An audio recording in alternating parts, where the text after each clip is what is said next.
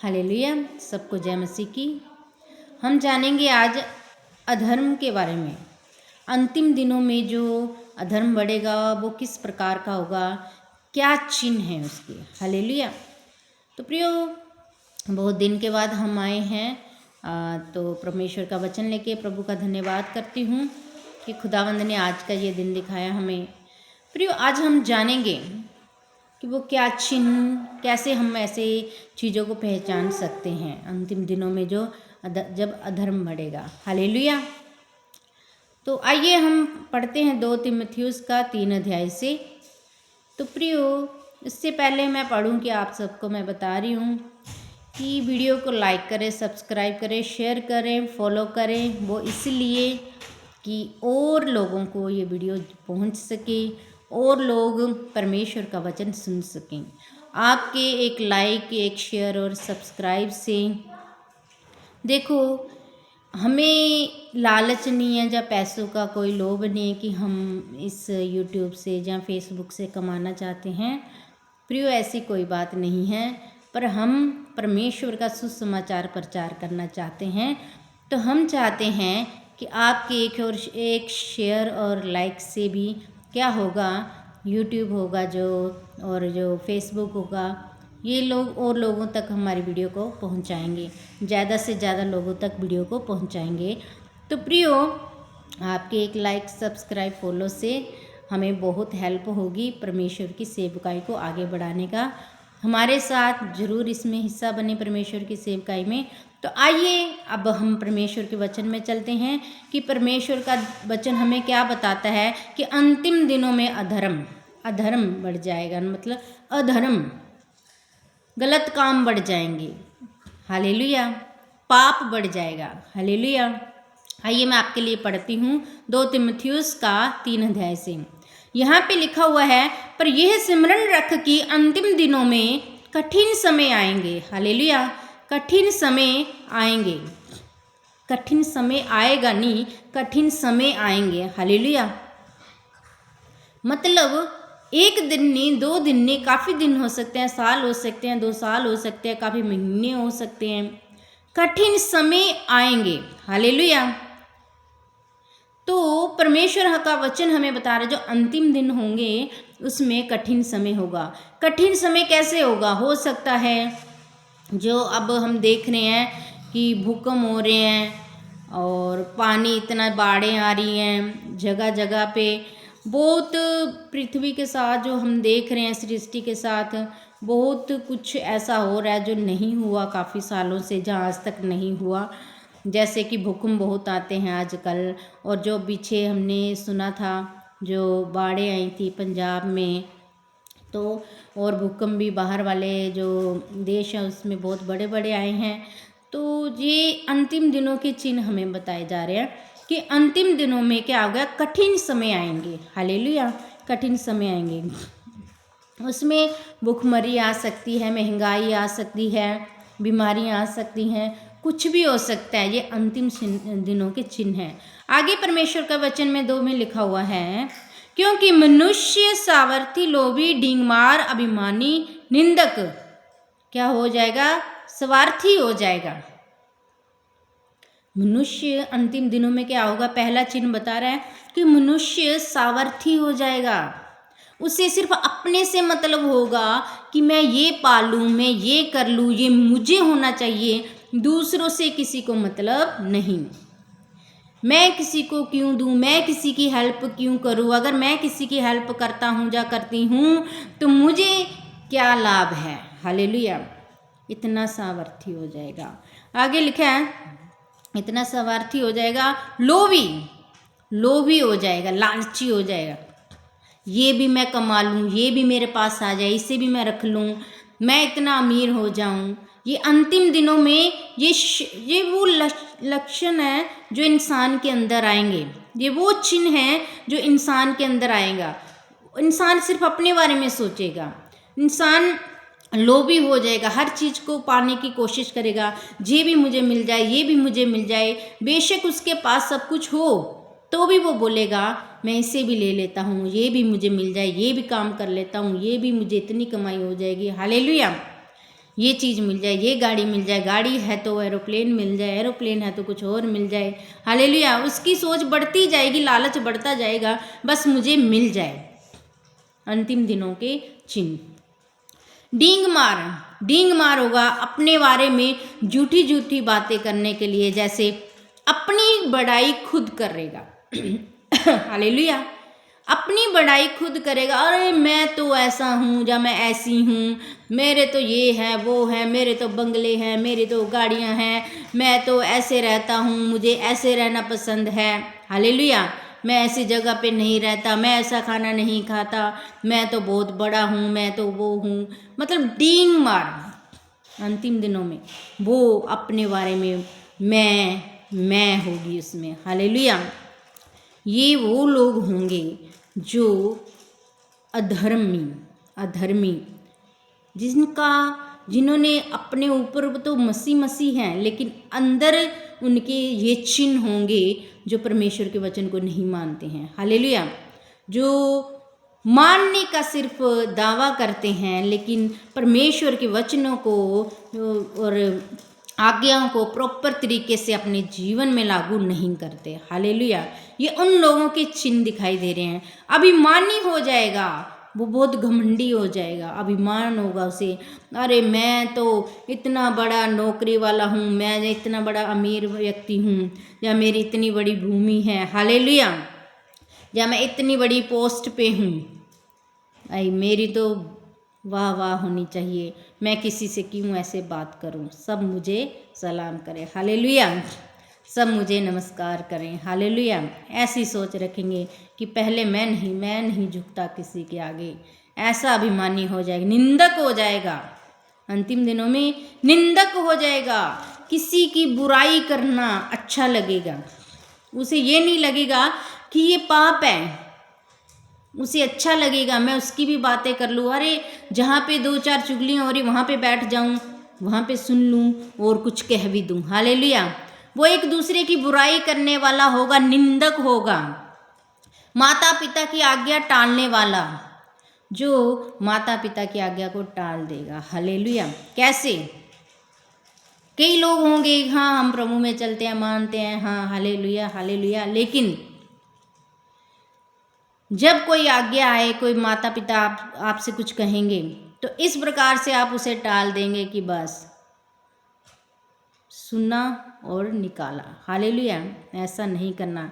माँ बाप की आज्ञा को माने। हालेलुया। परमेश्वर का वचन कहता है माँ बाप का आदर करें, टालने की नहीं। कि कुछ भी काम आपके माँ बाप ने आपसे कहा, मेरा बेटा मेरे लिए ये कर दे, मेरे बेटे मेरे लिए ये कर दे, बेटा बेटी आगे से क्या कहें, नहीं हमारे पास टाइम नहीं है, बेटा एक गिलास पानी दे दो, अरे नहीं मेरे पास टाइम नहीं है, मैं जा रहा हूँ या जा रही हूँ। हालेलुया। अपने माँ बाप की आज्ञा को ना टालें, बात मानें। हालेलुया। आगे लिखा हुआ है, कृतज्ञ अपवित्र दया रहित, मतलब अपवित्र हो जाएगा। उसे पवित्रताई का ज़्यादा वो शौक नहीं है, बस ऊपर ऊपर से सुना, चर्च में गए, हाँ पवित्र होना है पवित्र होना है, लेकिन जब वचन सुना, बाहर निकले, अपने काम में व्यस्त हुए, क्या अपने आप को अपवित्र कर लिया। अपवित्र का मतलब वो चीज़ें बोलनी, वो चीज़ें करनी जो परमेश्वर को नहीं भाती, अपने आप को अपवित्र कर लेना।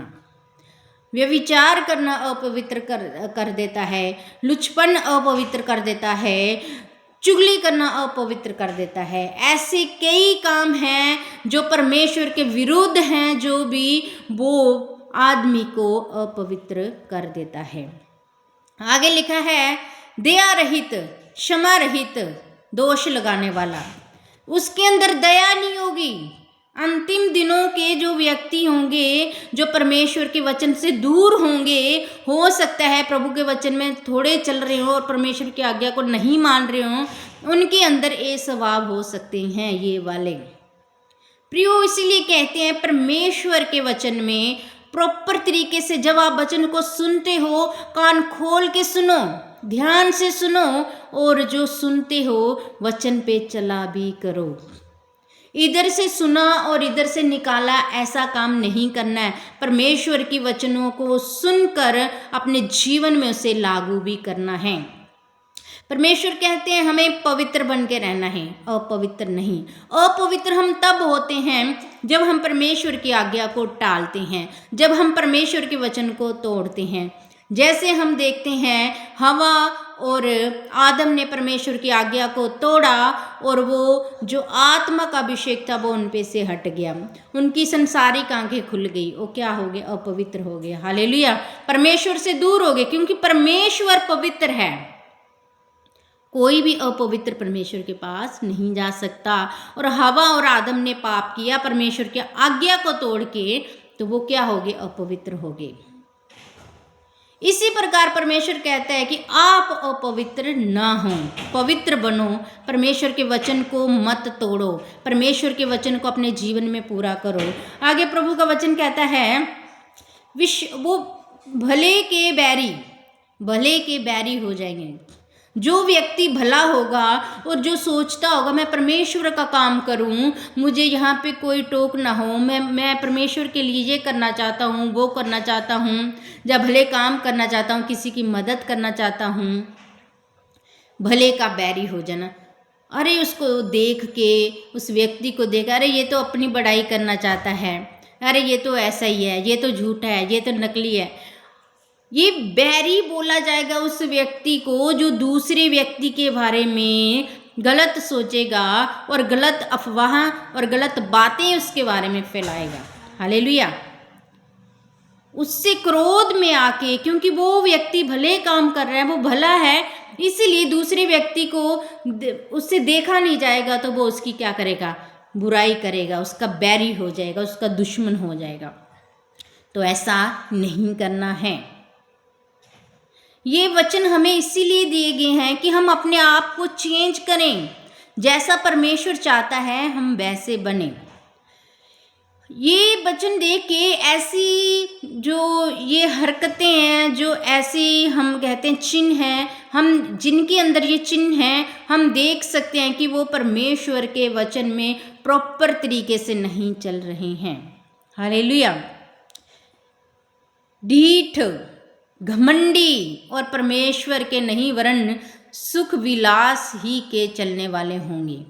वो ढीठ होंगे, घमंडी होंगे, परमेश्वर के नहीं वरन सुख विलास के ही साथ चलने वाले होंगे। मतलब उनको परमेश्वर को तो मानना है, लेकिन ऊपर ऊपर से और सबसे ज़्यादा अपने जीवन में इम्पोर्टेंस किसे दी है? सुख विलास को।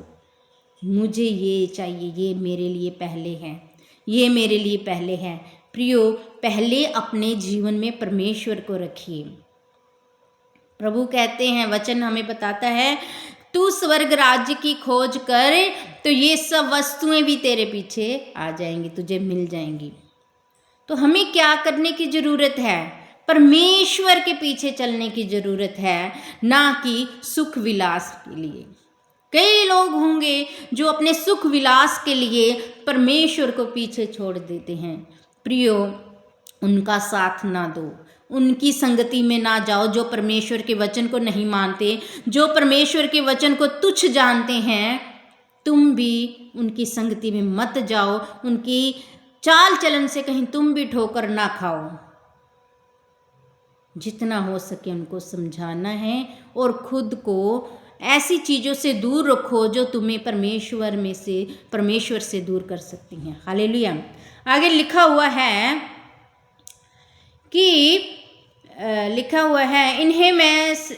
इनमें से वह सब लोग हैं जो घरों में दबे पांव घुस जाते हैं और उन दुर्लभ स्त्रियों को वश में कर लेते हैं जो पापों से दबी और हर प्रकार से की अभिलाषाओं के वश में हैं। हालेलुया।